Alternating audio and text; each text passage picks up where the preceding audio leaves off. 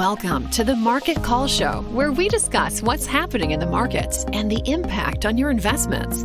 Tune in every Thursday on Apple Podcast, Google Play, Spotify, or wherever you listen to podcasts.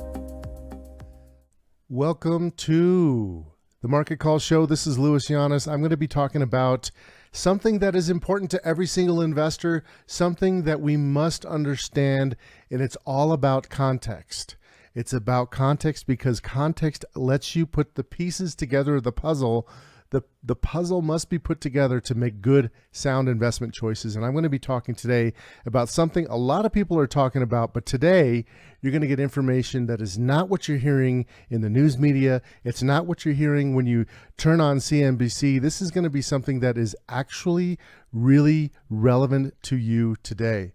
So I'm going to actually be pulling up some graphs and some charts, okay? And in those graphs, there's only a few of them. I'm going to be talking about some of the things that make the most impact on the context in terms of inflation and what that means for the Federal Reserve, interest rates, and for investments across the board. So I'm just going to go ahead and start diving into these charts. So take a look at this first chart, okay? This first chart, it is a real simple chart. What it is it is two lines. It is the effective federal funds rate, which is an excellent indicator of what the Federal Reserve is doing in terms of whether they're tight with money or whether they're loose with money. So that line is the blue line on this graph. And then the other line that you're seeing is the U.S. inflation rate. It's the Consumer Price Index inflation rate. So what we're going to compare, we're going to go back all the way to 1954.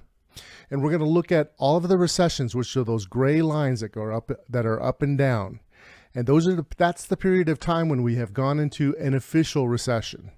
And what we're going to do is we're going to compare how the Fed has been responding throughout the business cycle and what the normal relationships are and how that has changed in more recent history and what that means for investors today. So this is all about context.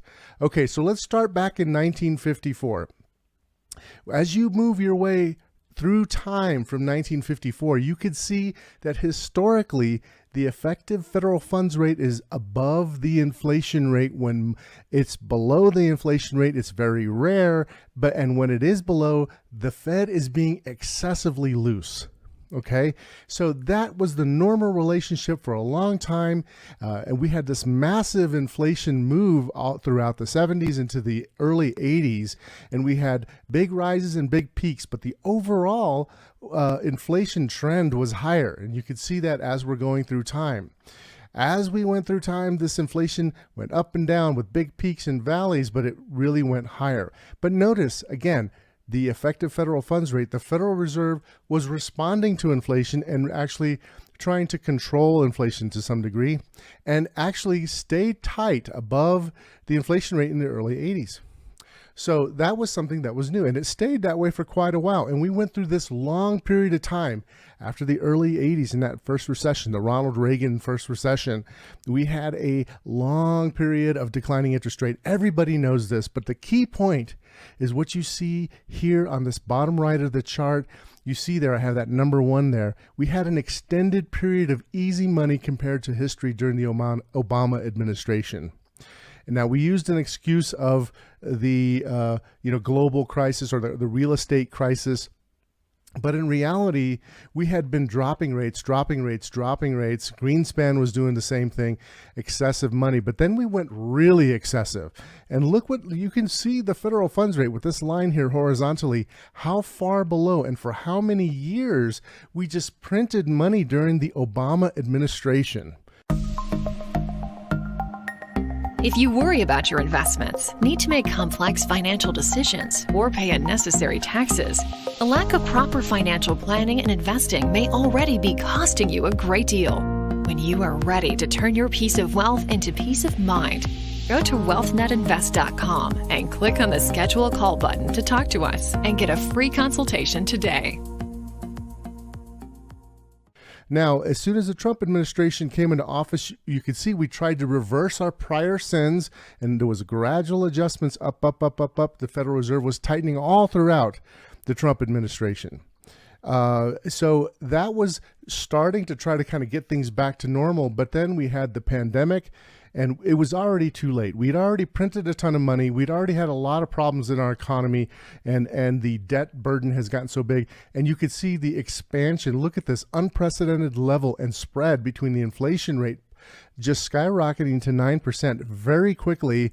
And the federal funds rate is, even though the Fed has moved up 75 basis points a couple times, we're still sitting at 2.32% on the effective federal funds rate.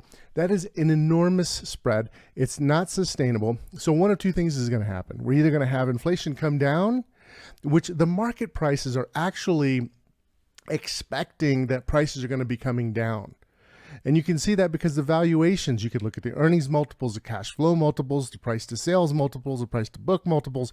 They're all showing that there's still embedded optimism. We've had a correction in the stock market, but it was not a major correction. It was kind of a garden variety correction so far. Now, given the spread that we've seen here, one could argue that the Fed, if we cannot turn things around, okay, if we cannot turn the inflation rate around, the Fed will have to raise even more. The Fed is telling you that they're neutral, but based on historical relationships, that does not appear to be the case. So if that's true, now I'm not saying for sure we know that inflation is not just going to just plummet from 9% down to 3 or 4%. Maybe that happens, but it's not likely. And keep in mind, even if we do have a drop in inflation, as we saw in the 70s and 80s, early 80s, we saw multiple spikes in inflation with little drops, but then they went to new highs, and we had this overall uptrend in inflation. So that could be the scenario. Nobody knows the actual scenario, but the probabilities do exist right now. Looking at the data, forget about all the politics and all the things that people are saying. Even what the Fed's saying, that they're somewhat neutral. We're still back at the level that we were under the Trump administration. And that wasn't neutral at that time, given the inflation rate. Look at the spread. So I don't believe this is entirely a supply chain phenomenon. This is also a monetary phenomenon of printing a lot of money, too much money, chasing too few goods. So if you look at this next chart here, go to the next one. This is another easy graph to understand because I wanted to actually point out something that you're hearing if you're watching the news, or if you're just anybody just keeping an eye on what's happening. The rhetoric that we're hearing from Washington is that, hey, we're not in a recession. We've had 2 negative quarters, but that doesn't mean anything. We've had 2 negative GDP quarters in growth declines, but hey, this is not a recession. You know why? Because employment is strong. Look at the unemployment rate.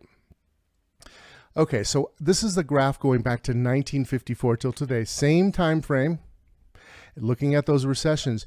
And if you look at these arrows I put here, before every recession and even as you're going into recession, almost always the unemployment rate is low. Almost always. So what's different about this, my friends? What is different about this scenario? We're seeing in real time companies that are reporting and companies that are laying off. Now, I don't know about you, but when I was if you studied business, when I studied economics, one of the first things they teach you is that there are leading indicators and there's lagging indicators. And unemployment is what? A lagging indicator. It is not a leading indicator. So let's just kind of say we might be, I'm not saying we are, but we might be dealing with just a bunch of political rhetoric, and we should be focusing on the data. So as an investor, for me right now, I am under the assumption that we are in a recession. I'm also under the assumption that the Fed may have to raise interest rates more, even though they're saying that they're neutral. If you just follow what the Fed says versus what they do, you will see over and over and over and over again that they say something and then they do something else. And they say, well, I was wrong. Will they just do that again? I don't know for sure, but they might. And if they do, and they raise rates even further, and we've already had 2 negative quarters of GDP growth, will we one day say, well, oh, okay, oops, we are in a recession? okay, we're coming up on an election, and I just did a series on the summer shorts that said, hey, there's going to be a lot of noise, and you have to cut through the noise. And one of the precepts, and I went through first principles of how you cut through noise, one of the things that you do is you look at data. You don't listen to what people say, you look at data. So as we're looking at the data, it doesn't tell 100% with, we cannot forecast the future with 100% certainty, but we can work with probabilities. My friends, I think the probabilities are saying, yes, we are in a recession. Yes, the Fed's going to tighten more. And yes, the stock market may have a little more trouble. With that said, we are actually increasing some of our exposure in equities because we follow rules. Now, when we're following rules, we're looking at what are the valuations with certain stocks. We're going deep underneath the hood, stock by stock, and we're looking at what's the sentiment, what do the balance sheets look like. So right now, we've actually been increasing some of our stocks. Most of the stocks that have been giving us the strongest signal strength, we look at what we call it signal strength. Those are, the higher the signal strength, the more attractive the stock is. So right now, most of the stocks that are giving us more attractive signal strengths are more of the growth companies, and are more equity income type companies, are more quality value type companies. There's less of those types of signals as of yet. So right now, as of today, and it could change, obviously, we're at 56% of our budget for equities is committed and invested. So we still have a ton of dry powder. And one of the things I want to talk about is that if you look at historically now, this is something to look at with this next chart. This is the Russell 2000, which is really more of the small cap companies. And because we want to look at these small cap companies when you're in a decline, because they tend to tell you more about the sentiment and they have a little more volatility. But what we see is the market overall is in a downtrend. We're still technically, from a technical perspective, in a downtrend, and you can clearly see it. But we're showing signs that maybe that trend is changing, at least maybe sideways. But whenever you have a bear market, you can have these rallies that go up and they can last for a while before they roll down again. And if you've been listening to any of my other presentations, I talk about how, some of the largest one-day up moves or, that we see in history do not happen during bull markets. They happen during bear markets. And that is just simply because the volatility is higher when markets are going down. And also that we have short covering, which can be really fast buying sprees, as investors or hedge funds or speculators are covering their short positions where they've been betting on the market going down. And so they have to buy when they do that, and they have to do it very quickly. So that can kind of you can get these counter trend moves. You're going down, then you have this big counter trend move. And you can see we had 1, 2, 3. This is the fourth counter trend move. We are, though, losing that downside momentum. So there is some, being fully out. And as you know, we generally don't get fully in or out of the equity market. Sometimes we do, but usually not. So we are actually investing. And, I would tell investors today, I was just having a conversation last night over a glass of wine. And, it's amazing, over a glass of wine, you can have much more interesting conversations. And sometimes you just say how you see it. Based on the valuations, based on everything that we're seeing, if this market goes down another 12, 15%, I'm telling people I was telling this person, you need to just send more money to your account, because then we're in a setup where we can say, yeah, valuations are they make sense now. And if we have a rotation, if we it's time to start even being more committing capital, especially as we see the technicals turn. But you always want to be ahead of it. I wrote in my chapter of my book, and if you haven't done so, I highly recommend going to pathtorealwealth.com. Go to pathtorealwealth.com, and you can get a free chapter of my book, The Financial Freedom Blueprint. You can also buy the book. You can get a signed copy of the book on that website if you look for it there. But if you want to just see that first chapter, it is relevant to what we're talking about today, because I'm talking about getting ahead of the herd. And in order to get ahead of the herd, you have to kind of be steps ahead. You're not reacting to what the news says or anything like that. You're looking at the data. So if we have more of a decline, you want to be ahead of that. And then you want to say, okay, now I'm going to commit some more. And I'm a long-term investor. I'm looking for long-term growth. And if you have a good, solid plan, that's the way to go. So, but in the meantime, if we have a rollover to the downside, the Fed continues to raise rates, it's possible that we could see a rollover in equities. So just, I would tell you, be prepared. Have a plan to be prepared. Don't try to predict necessarily. Look at the data, be prepared, and then you can actually quickly respond to what is happening, follow the trends. That is the easiest way to stay out of trouble and to have a very low stress lifestyle too, because when you can follow the trends, and by the way, I'm going to have Tom Basso, who is actually known as Mr. Serenity, a very accomplished investment manager who's now retired, has some great insights, and he's going to be coming on. I'm really looking forward to that. But one of the things that he talks about is enjoying the ride. If you have the right types of strategies where instead of like trying to hide from risk or just hope when things go down that they rebound, that you actually attack risk, which is one of the things he said in a recent interview, then my friend, you can have much more serene lifestyle. And that's our job as investment managers, as financial advisors to our clients. We try to help you turn your peace of wealth into peace of mind.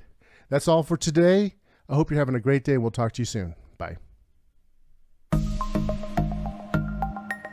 If you worry about your investments, need to make complex financial decisions, or pay unnecessary taxes, a lack of proper financial planning and investing may already be costing you a great deal. When you are ready to turn your peace of wealth into peace of mind, go to wealthnetinvest.com and click on the Schedule a Call button to talk to us and get a free consultation today.